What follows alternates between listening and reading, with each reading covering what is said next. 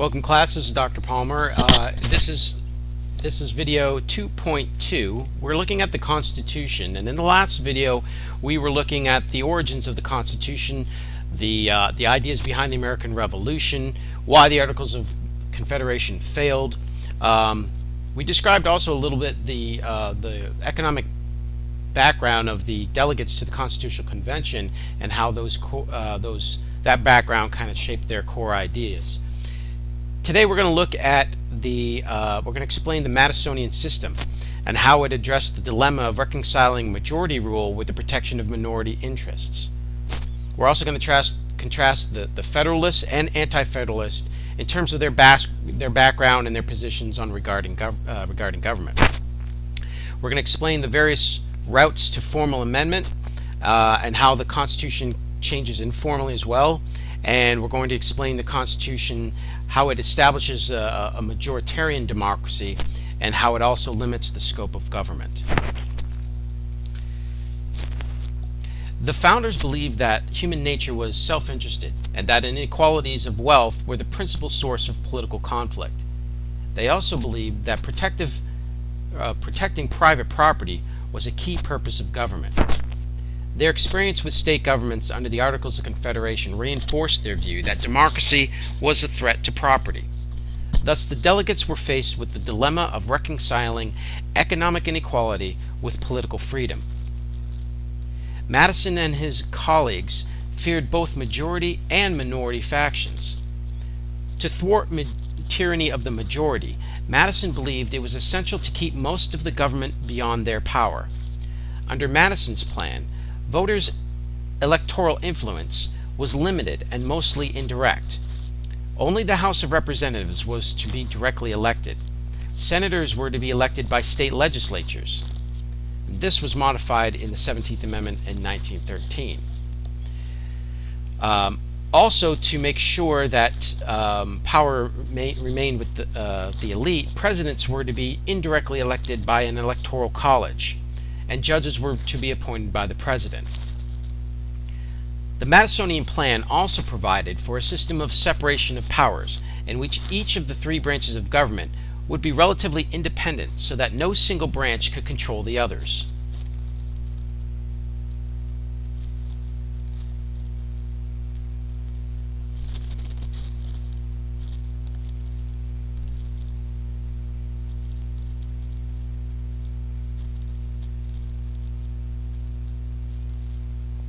However, the powers were not to be completely separate. The system of checks and balances was established that reflected Madison's goal of setting power against power to constrain government actions.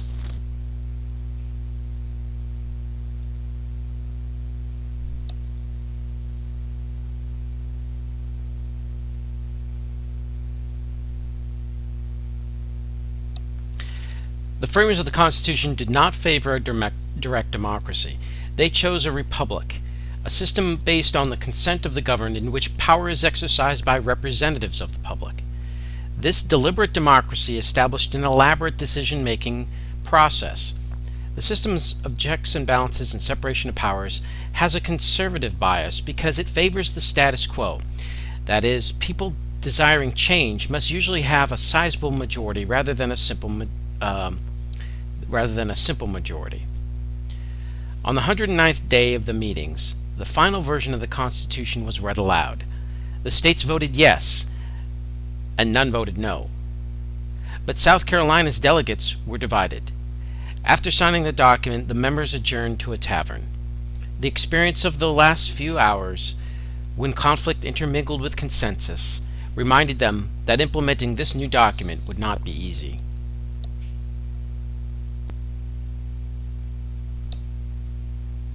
In the battle over ratification, the Federalists supported the Constitution and the Anti-Federalists opposed it. John Marshall, later Chief Justice, suggested, "It is scarcely to be doubted that in some of the adopting states a majority of the people were in opposition." The position of the Federalists was strengthened by the Federalist Papers, written by James Madison, Alexander Hamilton, and John Jay, as an explication and defense of the Constitution. Today, the Federalist Papers remains second only to the Constitution itself in symbolizing the ideas of the framers. The anti-federalists consider the Constitution to be a class-based document intended to ensure that a particular economic elite controlled the new government, and they believed that the Constitution would weaken the power of the states. They also feared that the new government would erode fundamental liberties. To allay fears that the Constitution would restrict personal freedoms, the Federalists promised to add amendments to the document, specifically protecting the individual liberties. James Madison did indeed introduce 12 Constitution amendments during the first Congress in 1789. 10 were ratified and have become known as the Bill of Rights.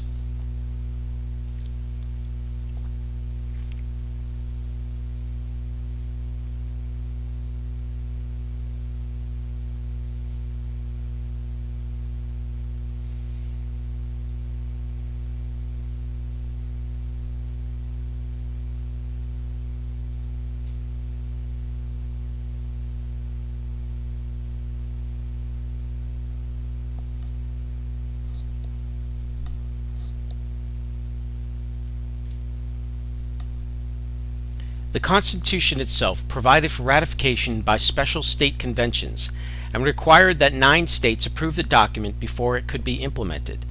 Delaware, the first of the 9 states, approved the Constitution on December 7, 1787. The 9th state, New Hampshire, approved only 6 months later.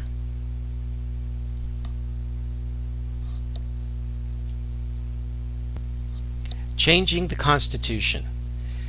The Constitution may be modified either by formal amendment or by a number of informal processes. Formal amendments change the language of the Constitution in accordance with the procedures outlined in Article 5.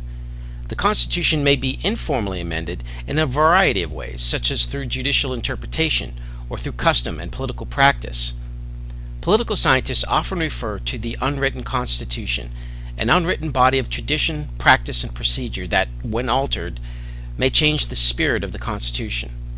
For example, political parties and national conventions are not mentioned in the written document, but they are important parts of the unwritten Constitution. The Constitution was not intended to be static and unchanging. The founders created a flexible system of government, one that could adapt to the needs of the time without sacrificing personal freedom.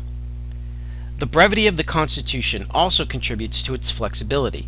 It is a very short document that does not attempt to prescribe the structure and functions of the national government in great detail. This flexibility has enabled the Constitution to survive for more than 200 years. Although the United States is young compared to other Western nations, it has the oldest functioning Constitution. Unquestionably, formal amendments have made the Constitution more egalitarian and democratic. Some amendments have been proposed but not ratified. The best known of these in the recent years is the Equal Rights Amendment, or ERA. The Constitution continues to change due to judicial interpretation, changing the political practice, technology, and the increasing demands of policymakers. Due to the recent war on terror, power has informally shifted marginally to the executive, as is often the case when the country focuses on national security concerns. This represents informal constitutional change and may be eventually reversed by Congress, as is often the case. Let's look at the formal and informal amendment processes in some detail. First, the formal amending process. The formal amendments change the written language of the Constitution. There are 2 stages to the amendment process: proposal and ratification, each with 2 alternative routes. All the amendments to the Constitution have been proposed by Congress. No constitutional convention has been convened since the original Constitutional Convention. All except one of the successful amendments have been ratified by the state legislatures.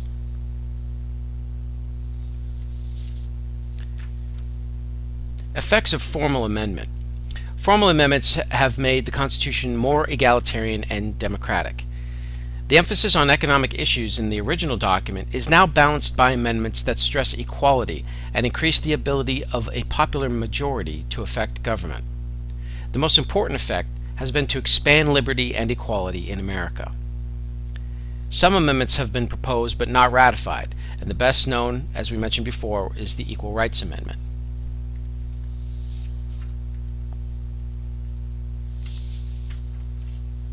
The informal process of constitutional change.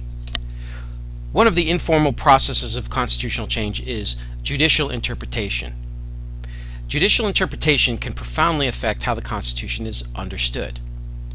In 1803, in the famous case of Marbury versus Madison, the Supreme Court decided it would be the one to resolve differences in opinion when it claimed for itself the power of judicial review, or power to decide whether the actions of the legislative and executive branches of state and national governments are in accordance with the Constitution. A second process of constitutional change, that is informal, is changing political practice. Changing political practice also changes the meaning of the Constitution. The development of political parties dramatically affected the form of American government. Changing political practice has altered the role of the Electoral College, which today is often seen as a rubber stamp in selecting the president.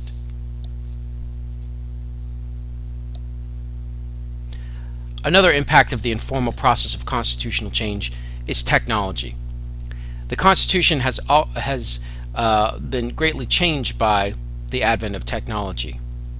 Mass media plays a role unimaginable in the 18th century, and our federal bureaucracy has grown in importance with the advent of technological developments such as computers. Electronic communications and the development of atomic weapons have enhanced the president's role as commander-in-chief. Yet another factor in the informal process of changing the Constitution is increasing demands on policymakers. The power of the presidency has grown as a result of the increasing demands for new policies. The United States' growth to the status of a superpower in international affairs has located additional power in the hands of the chief executive. National security concerns tend to result in more power to the president, although Congress tends to reassert itself eventually. Increased demands of domestic policy have placed the president in a more prominent role in preparing the federal budget and proposing of legislative programs.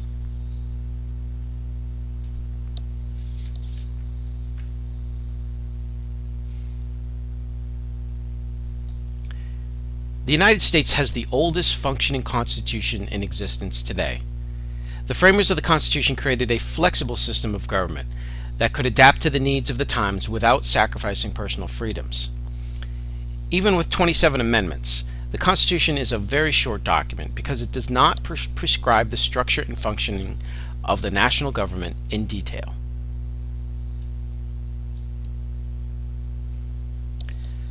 The theme of the role of government runs throughout this chapter.